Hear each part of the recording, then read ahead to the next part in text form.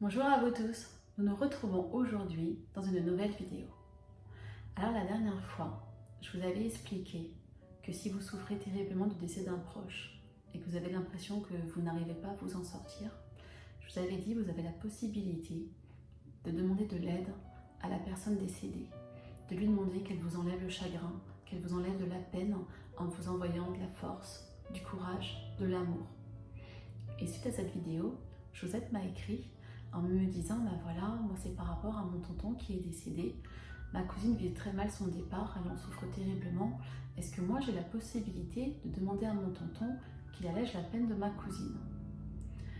Et au moment où j'allais répondre, oui Josette, je pense que vous pouvez demander l'aide de votre tonton pour votre cousine. Mais en fait le mieux, ce serait que ce soit votre cousine elle-même qui demande à son papa de l'aider à surmonter cette épreuve.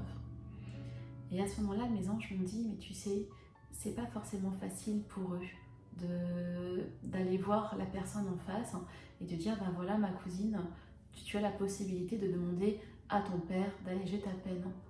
Et oui, c'est vrai, je sais que moi, personnellement, quand je reçois des fois en consultation et que je donne des messages, j'ai souvent des gens qui me disent, oh là là, si ma sœur, elle pouvait entendre ce que vous êtes en train de me dire, ça l'aiderait énormément. Ou si mon frère pouvait comprendre ça, ça l'aiderait énormément.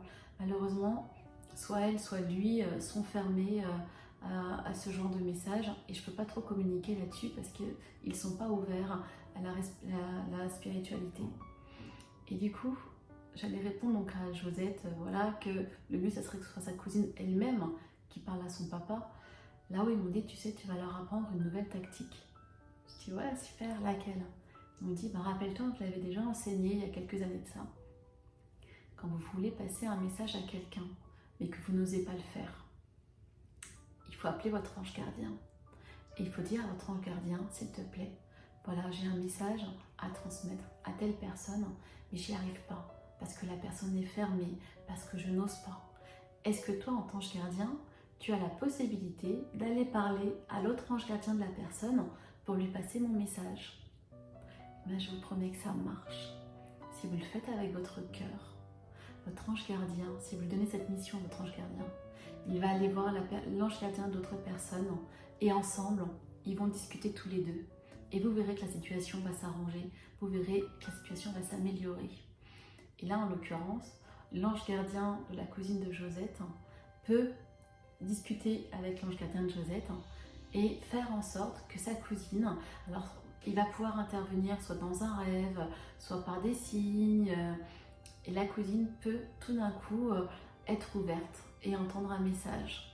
Voilà, donc vous avez cette possibilité-là. Moi, vous savez, il y a quelques années de ça, j'avais besoin de recevoir l'aide de quelqu'un, c'était quelque chose de très important pour moi. Je lui avais déjà parlé que j'attendais une aide de sa part importante, et puis l'aide tardait à venir. Et du coup, j'avais demandé à mon ange gardien qu'il aille parler à son ange gardien. Et bien, vous savez quoi? Quelques temps après, j'ai reçu l'aide que j'attendais. Donc ça marche. Si vous y mettez tout votre cœur, tout votre amour, ça marche. Voilà. Et puis, j'aimerais aussi vous dire que nous sommes tous la lumière de quelqu'un.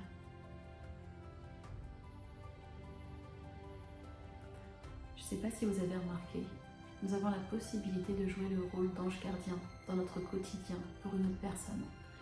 Par exemple, il y a des fois où vous allez avoir envie ou l'intuition qu'il faut que vous passiez un coup de fil ou que vous écriviez un petit message à quelqu'un qui ne va pas bien.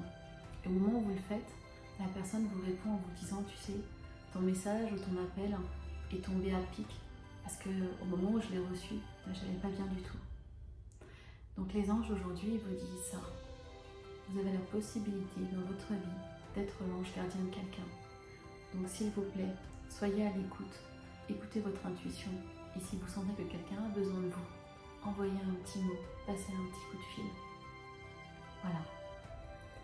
C'était les conseils du jour. Je vous embrasse très très fort. Vous êtes dans mon cœur. Merci d'être sur mon chemin. On avance ensemble et je vous dis à très bientôt.